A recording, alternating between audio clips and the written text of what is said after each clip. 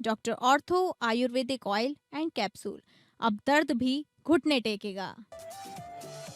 Operation सिंदूर पर विवादास्पद Facebook post मामले में अली खान महमूदाबाद पर मुकदमा नहीं करेगा हरियाणा। कोर्ट ने कहा महमूदाबाद को भविष्य में समझदारी से काम लेना चाहिए। 5 वर्षीय एलएलबी पाठ्यक्रम की अवधि को चुनौती देने वाली याचिका पर सुप्रीम कोर्ट ने दिखाई सख्ती। याचिकाकर्ता को कहा शिक्षा नीति में अपने विचार नहीं थोपे। मामला अप्रैल 2026 में सुनवाई के लिए सूचीबद्ध। अडानी समूह पर न्यूज रिपोर्ट के लिए जारी समन को चुनौती देने वाली याचिका पर सुप्रीम कोर्ट ने पत्रकार रवि नायर को दी सलाह। गुजरात हाईकोर्ट में याचिका दाखिल करने को कहा। नायर को आपराधिक मानहानि मामले में दोषी ठहराया गया है। हरदीप पुरी की बेटी हिमायनी पुरी ने जेफरी एप्स्टीन से जुड़े ऑनलाइन कंटेंट को हटाने की मांग की। दिल्ली हाईकोर्ट में 10 करोड़ का मानहानि मामला दर्ज किया। एक्स, गूगल, मेटा और लिंक्डइन को निर्देश देने की मांग।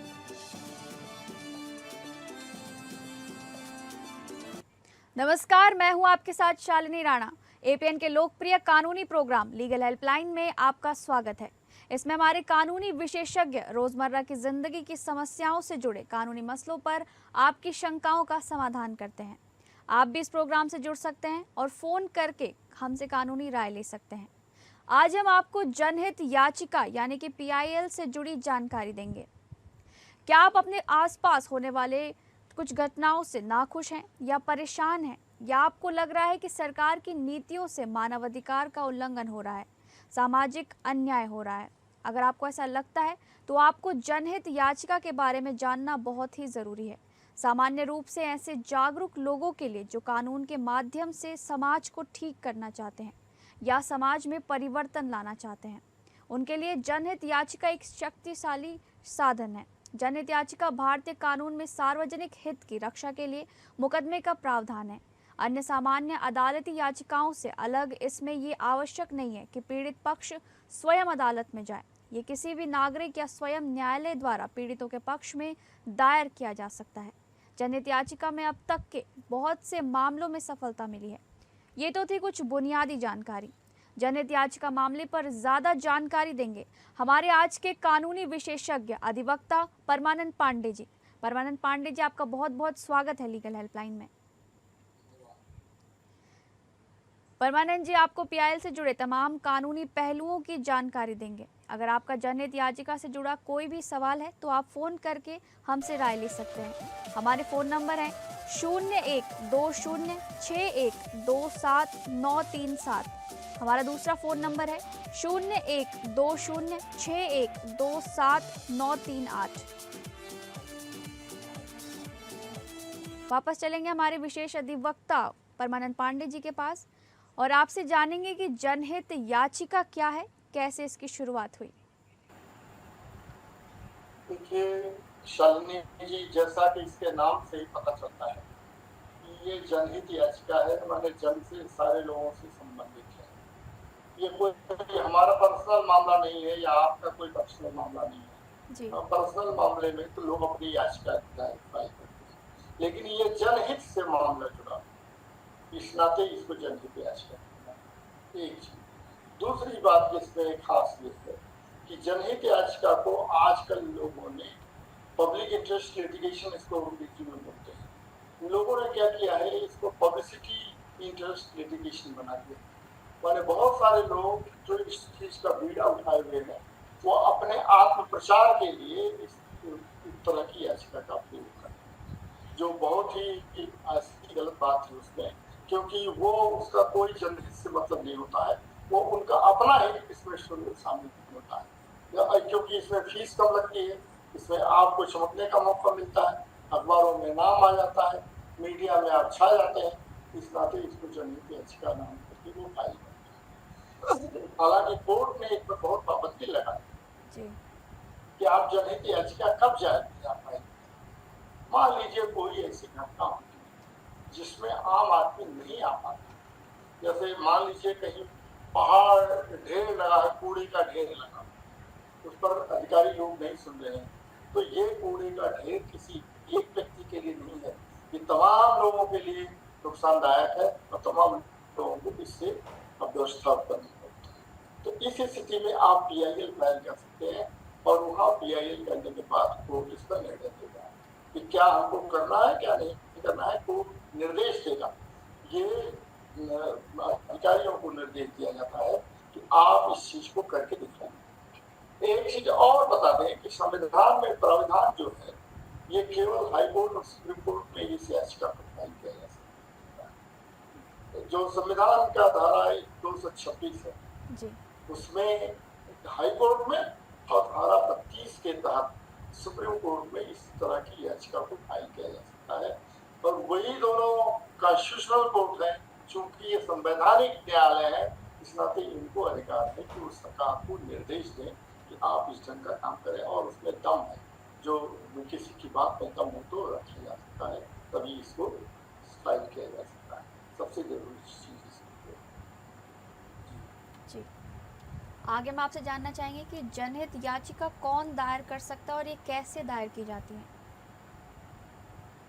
देखिए, जनहित याचिका तो जनहित के जुड़े मामले से जो भी जिसको भी जरूरत है, जैसा फील करता है, हर एक आदमी तो फाइल नहीं कर सकता। वो ऐसा व्यक्ति ही फाइल करेगा जिसको जनहित में कोई लगाव हो, तो कोई नेता हो, कोई सामाजिक कार्यकर्ता हो, कोई वकील हो, जिस ढंग का, या कोई पत्रकार हो, इस ढंग की चीज को वो फाइल कर सकता है कि हमको ये इस ढंग से परेशानी हो रही है। और अधिकारियों को इस पर कोई ध्यान देना चाहिए, जो इस पर ध्यान नहीं दे रहे हैं, तो इन चीजों के लिए हमको जनहित याचिका फाइल करनी पड़ेगी। वो हाई कोर्ट में करेंगे या सुप्रीम कोर्ट में करेंगे, और उनको ये बताना पड़ेगा क्या कॉज ऑफ एक्शन हुआ है, क्या आपने अभी तक कार्रवाई की है, कहाँ तक आपने दरखास्त दी है और सूचना प्राप्त हुई है आपको।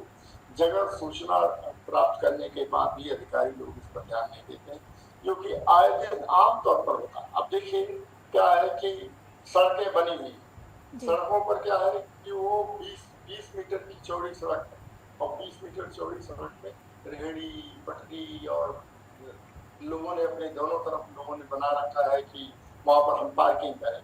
तो चलने की जगह क्या हो जाती है, 5 मीटर 7 मीटर दोनों तरफ से इस स्थिति में आ जाते हैं कि 2-3 गाड़ियां आ जाए तो गाड़ियों पर चलना मुश्किल हो जाता है। ये एक जनहित से जुड़ा हुआ मामला है।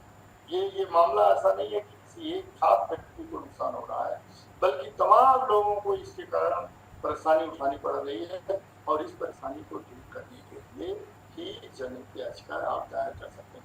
या बहुत जगहों पर, जैसे किसी जगह पर, अब आप देखिए इसके इतिहास में आप जगह देखेंगे तो 1973 में ये रतलाम म्युनिसिपैलिटी का केस हुआ था। इस चीज को सब लोगों ने उठाया था कि कैसे आप इस चीज को पाएंगे। वहाँ बहुत बड़ा कूड़े का ढेर लगा हुआ था, तमाम पानी नहीं आ रहे थे, तो लोगों ने इस चीज को लगाया। सब गवर्नमेंट जो पहले CRPC की सेक्शन 133 में एप्लीकेशन फाइल किया, इसको आप ठीक करेंगे, नहीं किया तो वहाँ कोर्ट ने कहा कि नहीं, इसको आपको करना पड़ेगा।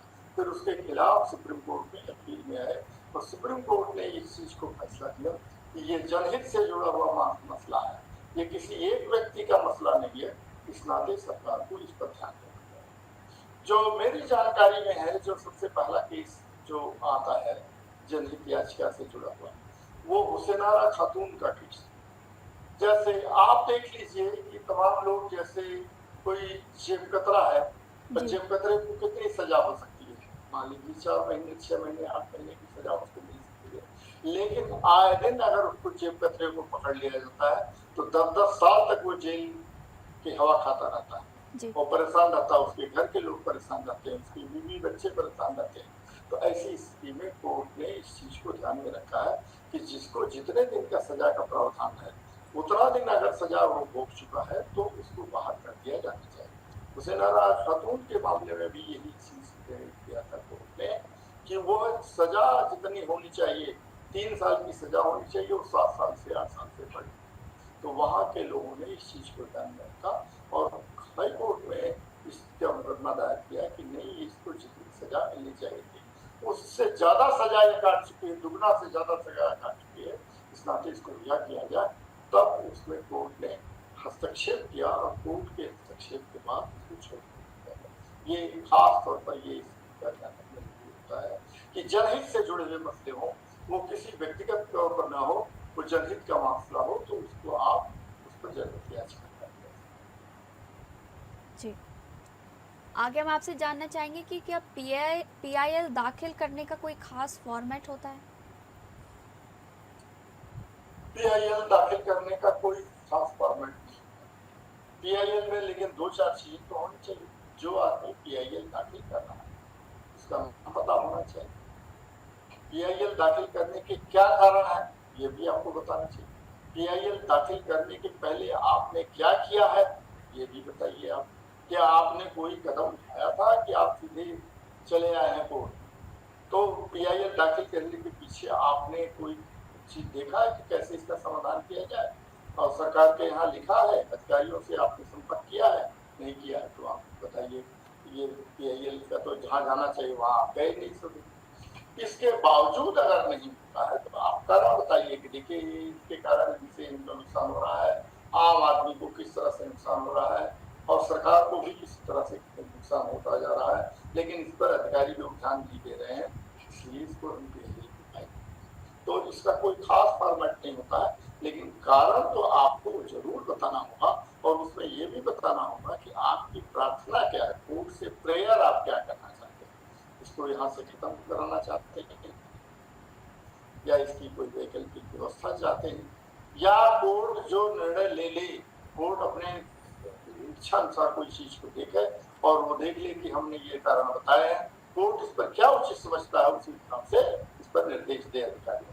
ये इसका फॉर्मेट कोई नहीं होता है, लेकिन फॉर्मेट के रूप में इस चीज को ध्यान में रखना पड़ता है कि आप अपने नाम पता, किसके खिलाफ इसको फाइल कर रहे हैं, अधिकारी कौन कौन से जुड़े हुए रहेंगे या कौन कौन सा डिपार्टमेंट इसमें लगा रहेगा, इन सारे लोगों को आपको विवरण देना पड़ेगा।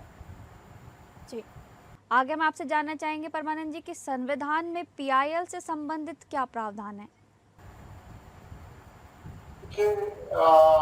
शालिनी जी, संविधान में इसका कोई प्रावधान नहीं। संविधान कहते हैं कि कुछ जहाँ पर अन्याय मान लीजिए जी, वहां पर न्याय की प्रक्रिया को रखा गया संविधान।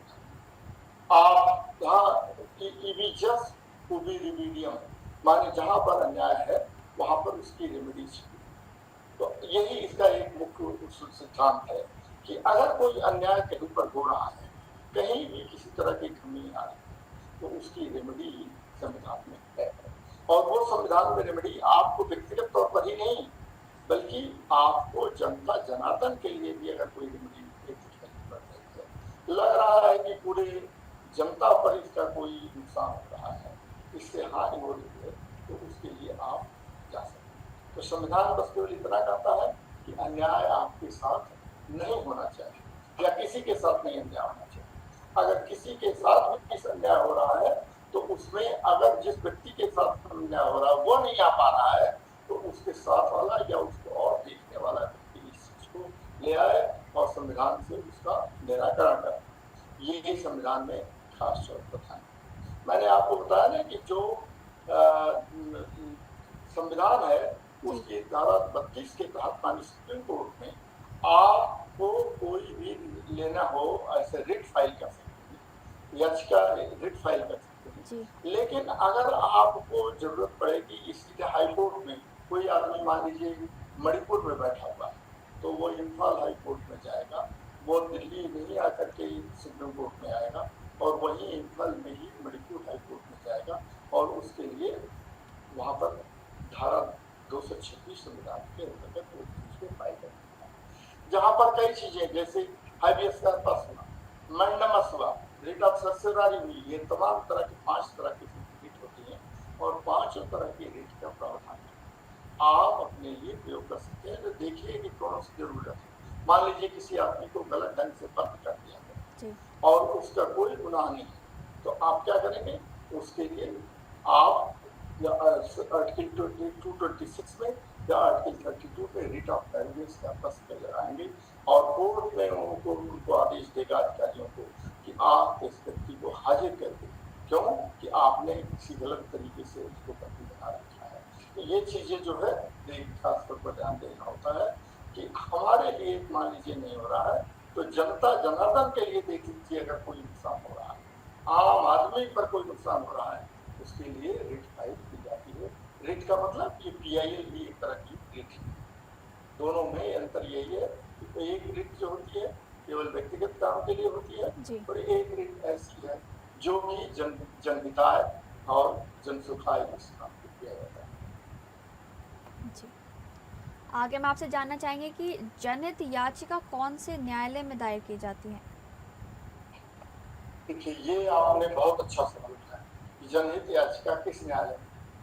अब इस देश में तो हर न्यायालय जिले में न्यायालय बने हुए हैं, जी। लेकिन जनहित याचिका फाइल करने के लिए आपको केवल संवैधानिक न्यायालय में ही आप फाइल कर सकते हैं। संवैधानिक न्यायालय का मतलब हाई कोर्ट या सुप्रीम कोर्ट, इन दोनों के अलावा आप जनहित याचिका किसी डिस्ट्रिक्ट कोर्ट में नहीं फाइल कर सकते। डिस्ट्रिक्ट कोर्ट में न्यायालय कोई जनहित याचिका फाइल करने का प्रावधान है, क्योंकि वह जो है आपको आपने मान लीजिए कोई किसी ने पैसा लिया और वो नहीं दे रहा जी। या कोई और चीज है जिसने किसी ने बना लिया, कुछ मकान गलत से आपकी जमीन बना लिया, तो आप इन सारी चीजों के लिए आप में मामला करें।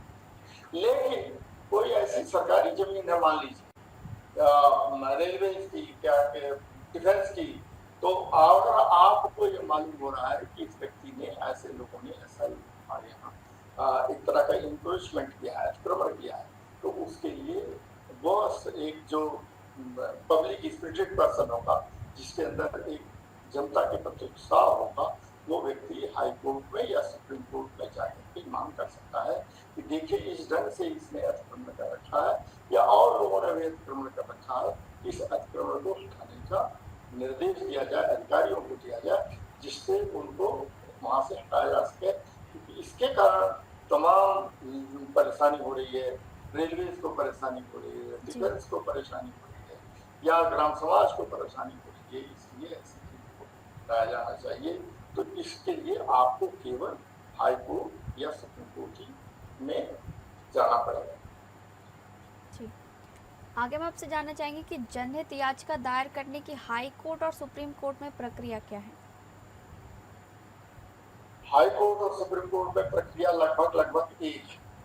कोई ऐसा नहीं है कि हाई कोर्ट में अलग है, सुप्रीम कोर्ट में अलग है। दोनों जगहों पर आपको इस चीज को दिखाना पड़ेगा कि ये हमने इसके लिए प्रयास किया और इन लोगों ने इसका निराकरण नहीं किया। अधिकारी एकदम कान में तेल डाल के बैठ गए, वो कोई चीज नहीं देख रहे, आए दिन कोई ऐसा गलत काम हो रहा है। जैसे जनहित याचिका केवल जनता के हिताय के लिए या कोई गलत काम को रोकने के लिए भी किया जाता है। तो अब उसमें हाई कोर्ट और सुप्रीम कोर्ट दोनों में खास डिफरेंस नहीं होता है, बस केवल इतना ही अंतर होता है कि हाई कोर्ट की याचिका केवल उस प्रदेश से तक सीमित रह सकती है और वो प्रदेश तक सीमित रह सकती है या वो सेंट्रल गवर्नमेंट को उस प्रदेश में रोक लगा सकती है। लेकिन सुप्रीम कोर्ट का क्षेत्र जो है थोड़ा व्यापक होता है, व्यापक इन द सेंस कि उसको ऑल इंडिया में कहीं के लिए भी आप फाइल कर सकते हैं। मद्रास का बैठा हुआ व्यक्ति तो सुप्रीम कोर्ट में फाइल करता है, वो पूरे देश में लागू होगा। लेकिन अगर मान लीजिए उत्तराखंड में बैठा हुआ व्यक्ति कोई चीज फाइल करता है तो हाई कोर्ट में फाइल करेगा और वो उत्तराखंड में ही लागू होगा। हालांकि वो बाद में नजीर बन जाएगी जो और राज्यों के लिए भी हो सकती है। देखिए उत्तराखंड ने इस चीज को लागू कर दिया, उत्तर प्रदेश ने इस चीज को लागू कर दिया है और उस पर उत्तर प्रदेश हाई कोर्ट का यानी इलाहाबाद हाई कोर्ट का यह फैसला है और इस फैसले को वहाँ की सरकार ने लागू किया, इससे इतने लाभ हुआ है। ये दूसरी जगहों के लिए एक नजीर, एक प्रेसिडेंट, एक उदाहरण बन जाएगा और उसका उपयोग कर सकते हैं। लेकिन सुप्रीम कोर्ट का जो फैसला होगा वो नजीर के लिए नहीं, वो आपको बाध्यकारी होगा कि आप पूरे देश में। जी, परमानंद पांडे जी, बहुत बहुत धन्यवाद आपका जनहित याचिका से तमाम जानकारी हमारे दर्शकों तक साझा करने के लिए। फिलहाल लीगल हेल्पलाइन में बस इतना ही। नमस्कार।